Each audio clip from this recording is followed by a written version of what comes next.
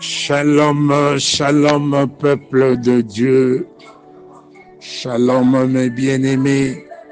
Shalom, la grande famille des faibles rejetons et rachetés de l'Éternel en Jésus-Christ de Nazareth,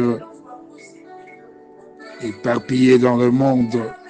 Je bénis le Seigneur qui permet à ce que nous puissions, par son esprit de gloire, partager un message de vie, un message qui porte sur l'appel, l'attachement au Seigneur, à la crainte de Dieu et à la sanctification. Un message qui touche à l'exhortation pour nous encourager à nous attacher au Seigneur, à fuir le mal. Rapidement, nous allons lire 2 Timothée, chapitre 3, le verset 1er jusqu'au 5e verset. Je lis au nom de Jésus-Christ de Nazareth. Sache que dans les derniers jours, il y aura des temps difficiles, car les hommes seront égoïstes, amis de l'argent, fanfarons, hautains, blasphémateurs, rebelles à leurs parents, irréligieux, insensibles, déloyaux, calomniateurs, intempérants, cruels, ennemis des gens de bien, traîtres, emportés, enflés d'orgueil, aimant le plaisir plus que Dieu, ayant l'apparence de la piété, mais régnant ceux qui ont fait la force. Éloigne-toi de ces hommes-là. Père, glorifie ton nom. En ce moment,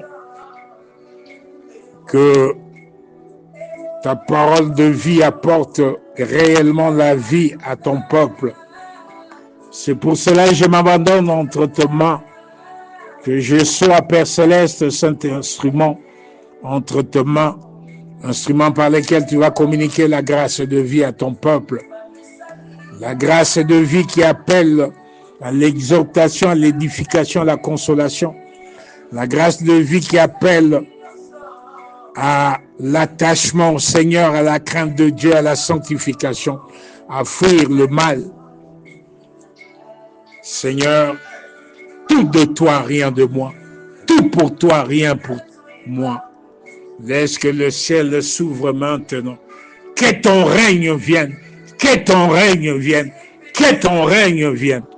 Et que ta gloire soit manifeste. Seigneur, je recommande le cœur de chacun, chacune de nous entre tes mains. Que ce cœur soit disposé à cette semence de vie, à recevoir cette semence de vie. Père, glorifie ton nom à travers ce message de vie. Merci de glorifier ton nom. Tout pour toi, rien pour moi. Tout venant de toi, rien de moi. Cher Saint-Esprit, s'il te plaît, glorifie le Seigneur Jésus-Christ de Nazareth. Je prie et je bénis au nom puissant de Jésus-Christ de Nazareth. Amen, amen, amen. Bien-aimés, nous savons que la parole de Dieu nous renseigne que quand les temps sont mauvais, que fait le juste, que fait le sage? Il se tait. Se taire, ce n'est pas rester indifférent. Se taire, c'est chercher à demeurer au bas du trône de gloire, de grâce du Seigneur, être à l'écoute du Saint-Esprit, se taire, se consacrer à la prière, se consacrer à la sagesse d'en haut, se consacrer à rechercher toujours à faire le bien, à haïr le mal, à comprendre que nous sommes dans les derniers jours et que les temps sont difficiles.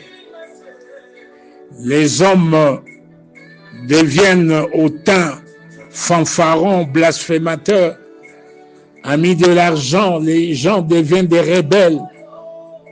Leurs parents deviennent ingrats, intempérants, cruels, ennemis des gens de bien. Lorsque nous regardons cette photographie mise en évidence dans 2 Timothée, chapitre 3, de verset 1 jusqu'au 5e verset, c'est la description même de l'état d'âme du monde en ce moment. Alors, quand les temps sont mauvais, que fait le juste? Il se tait. Le Saint-Esprit nous donne pour ce message de vie quelques 3 ou 4 pensées prophétiques de prise de conscience afin de nous conduire à nous rapprocher plus de l'Éternel en Jésus-Christ de Nazareth, de nous rapprocher du Dieu créateur, de prendre conscience que réellement les temps sont mauvais. Ainsi, premièrement, nous allons lire rapidement dans Ésaïe 5, verset 21, lorsque nous lisons, n'est-ce pas, Ésaïe chapitre 5, verset 21, je paraphrase au nom de Jésus-Christ de Nazareth. Malheur à ceux qui sont sages à leurs yeux et qui se croient intelligents. Je répète, malheur à ceux qui sont sages à leurs yeux et qui se croient intelligents. Bien-aimés, l'Esprit du Seigneur voudrait attirer notre attention, nous amener à prendre conscience que c'est une malédiction pour ceux qui sont sages à leurs propres yeux, qui sont intelligents, qui se croient intelligents à leurs propres yeux. En ces derniers jours, en ces temps difficiles, tout est obscurci, tout est ténébreux. Le monde a la prééminence sur l'intelligence des gens. L'ennemi et ses acolytes arrivent par des stratégies à obscurcir, à voiler l'intelligence et la sagesse des gens. Loin du Seigneur, nous sommes loin de la sagesse d'en haut, de l'intelligence supérieure venant de l'Éternel. Bien-aimés, c'est une malédiction, n'est-ce pas,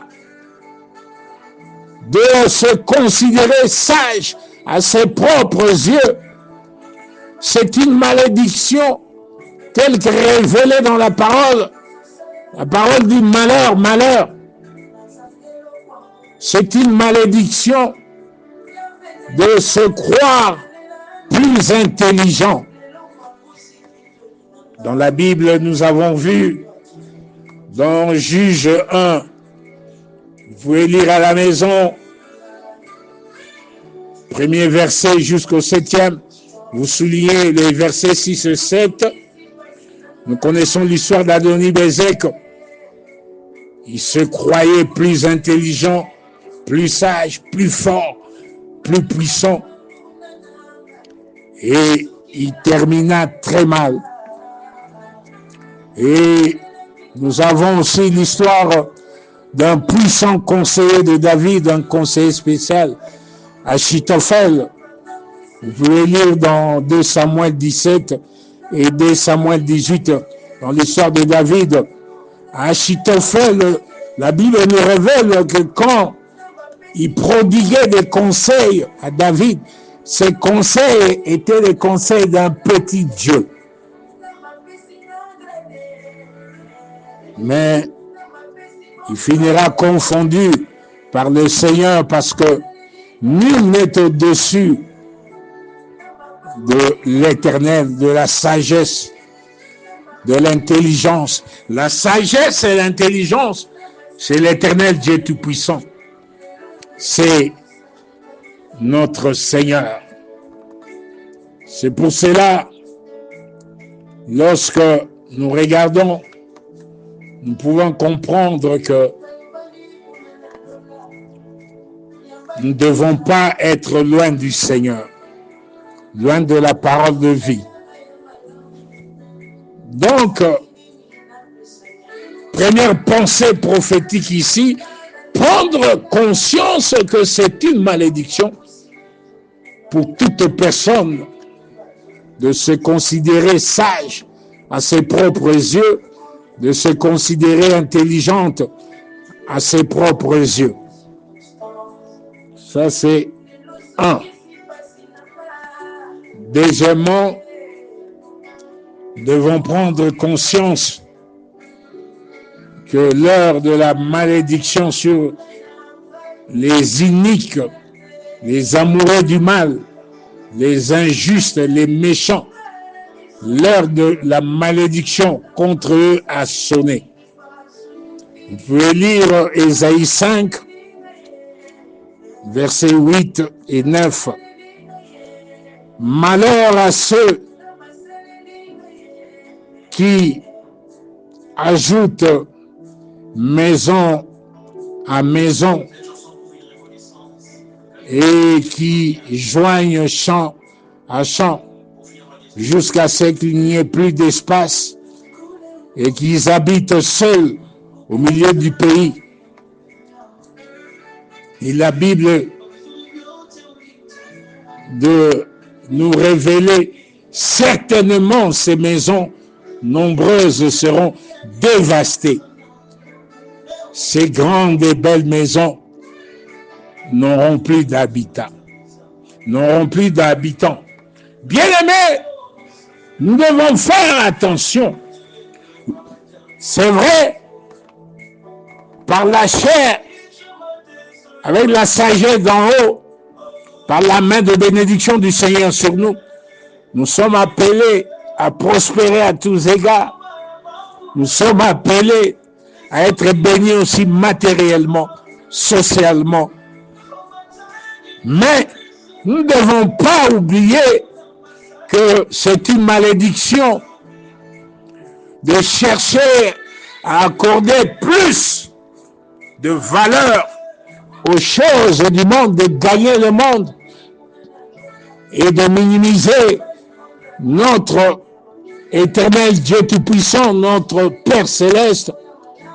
C'est une malédiction, n'est-ce pas, de tomber dans le piège d'être injuste, méchant, amoureux du mal, amoureux des choses périssables, de chercher à gagner le monde et à perdre son âme.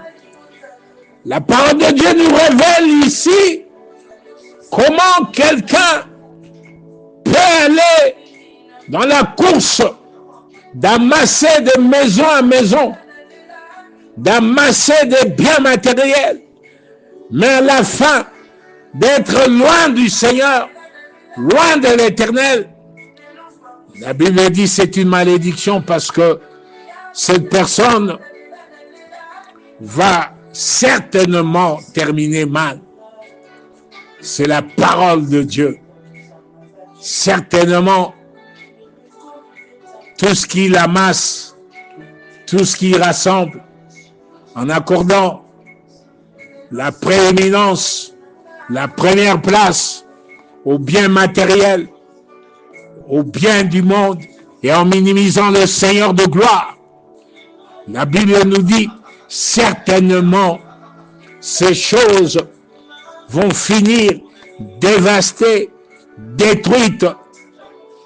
Malheur à toi qui cherches à être injuste, à être amoureux du mal.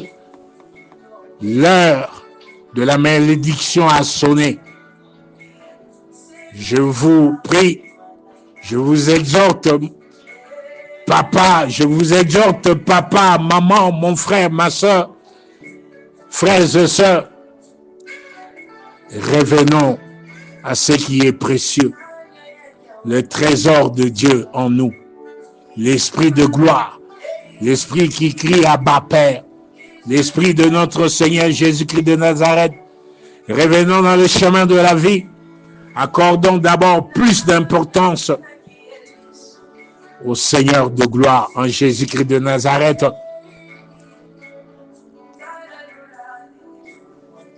Écoutez-moi, peuple de Dieu. Prenons conscience que la vie, c'est Jésus. Le premier trésor pour nous, c'est Jésus. Cherchons à faire le bien, évitons le mal. Évitons d'être injustes, évitons d'être méchants, évitons de verser, de tomber dans le piège, d'aller dans le chemin de l'iniquité, de la perdition. Prendre conscience, n'est-ce pas? L'heure de la malédiction sur les iniques, sur les méchants, sur les amoureux du mal. Cette heure a sonné. Que Dieu, dans son amour, nous ramène, n'est-ce pas, dans le chemin de la repentance, le chemin de la réconciliation avec le Seigneur.